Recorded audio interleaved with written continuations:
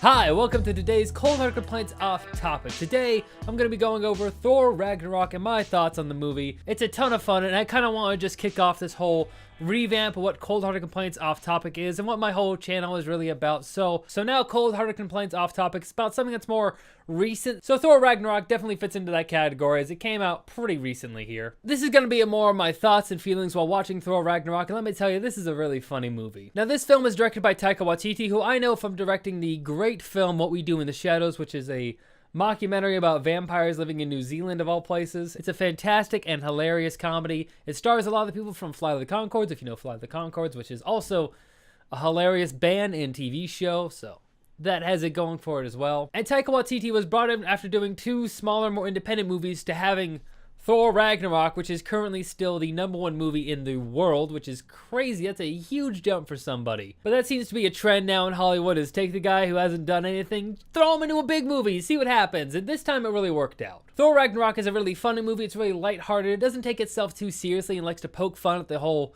superhero tropes that it does, and that part of it is something I really admire in it. Chris Hemsworth gives my favorite performance by him by far.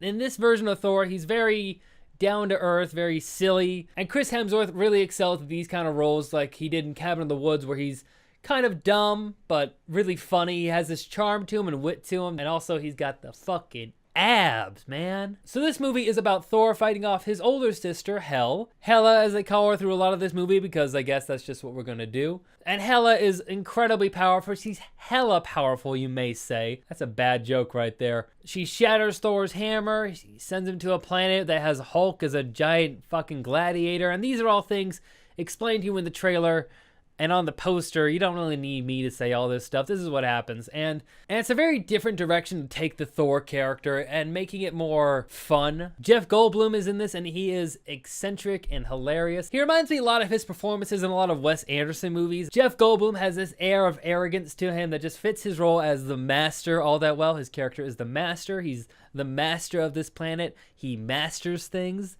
That's just what he does. He definitely has some of the funniest parts in this movie. He has a very great way of delivering his lines, and he DJs at one point in the movie. It's so weird. It's perfect. This movie does lean into the being weird, and I love that. I love embracing that weirdness that can come out of comics, because one of my favorite things about comic books is the weirdness. Like, I love the Invincible comics because it gets really weird in those comics, and they kind of acknowledge that weirdness, right? And Marvel's doing that here with this movie, and I enjoy that so much, and I'm really glad to see that here. I still don't think I've explained the plot. Okay, so the plot for this movie: Thor has to fight his older sister Hela. Hela breaks his hammer. He's really sad about that. He gets thrown to a planet. Hulk's there. That's crazy. Jeff Goldblum runs in. I already talked about Jeff Goldblum.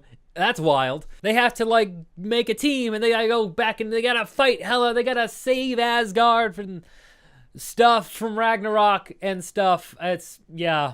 Now, there are a few parts of the movie I do want to kind of pull back on. It's not all great, because one of the major flaws I have with this movie is that the pacing is really choppy. A lot of scenes feel like they just can't wait to be over. Doctor Strange is in this for like a few minutes, and there's a whole lot of jokes in that part, but the way he feels in it just doesn't feel exactly right. The scenes with him are really choppy, and the rhythm is really off, which is something I look for a lot in movies. Rhythm and the flow of a movie is really important to me, as it helps build the atmosphere of it, which is why I really like John Carpenter movies. I think John Carpenter is great at building that flow, building that atmosphere, and getting everything rolling in the correct pace and tone. Where I think this movie suffers is a lot of that. A lot of the tone and the pacing of it just feels really weird. It feels really off. And that part's sad, and it happens in a lot of major movies these days. A lot of movies they kind of just want to skip all the beginning parts, cram as much information as they can, and just get to the part where it's fun. And just make everything the fun part. Like, why are you cramming all this information in here? I get you have this whole multiverse, but the baggage that comes with that is just too much. The part of this movie that really flows well is when Thor is thrown onto the planet with the Master and the Hulk, and all that stuff has a really nice flow to it. There's a lot of great comedy there, and that is just one of the best parts of the movie by far. The action is another place where this movie kind of flounders, especially there's one scene with Cate Blanchett invading Asgard. She's got to fight all the Asgard warriors, and she's just gonna Dynasty Warrior all of them. She's just gonna smack, smack, smack, smack, smack, and they all fly around, and she's just crushing everybody, and it's cut, cut, cut, cut, cut, cut. It's like 15 cuts, and it's awful to watch. Like, if you're trying to follow the action, it's just like, what is going on? I can't tell what's happening. And that's the problem with a lot of action movies, especially Marvel's action movies. They do not lend themselves well to being great action pieces. I think Winter Soldier had some good action in it, but besides that, action in these Marvel movies has been incredibly weak, and I think it's incredibly weak in most superhero movies. I don't know, there's not a whole lot of stakes to it. I never really feel anything when I'm watching these action movies, just like the thing they have to do to get to the parts that I enjoy more, so whatever. Which I will say is also what kind of hampers this movie with its comedy, is the comedy itself isn't very memorable. A lot of the humor is more improv, more designed as they go, and I kind of have a problem with that because I don't like jokes that are just kind of written off the cuff. I like something that's built up a little more, has some layers of comedy to it, and this movie just doesn't really deliver with that. I don't think any of these jokes are something I'm going to come back to in like 2 years from now and be like, oh man, that one joke really got me. I don't think it's really going to happen.